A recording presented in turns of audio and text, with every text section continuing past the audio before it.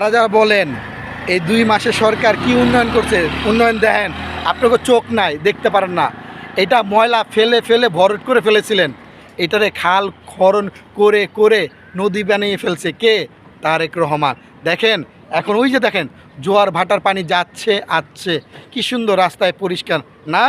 এই নদী পরিষ্কার শুধু যখন ছিল তখন বাণিজ্য করতে এই শহরে পণ্য নিয়ে আসতো ট্রলার করে, জাহাজ করে। আর এখন আমরা খাল ভরট করে করে ওই যে দেখেন না, ওই গাড়ি দিয়ে নিয়ে আসতে হয়, অনেক টাকা লাগে।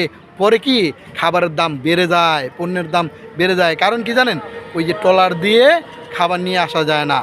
আসুন, কৃষকদের বাঁচাতে হলে, দেশকে বাঁচাতে হলে, আপনিও বাঁচতে হলে এই নদী ভরট করা যাবে না, নদীতে ময়লা ফেলানো যাবে না।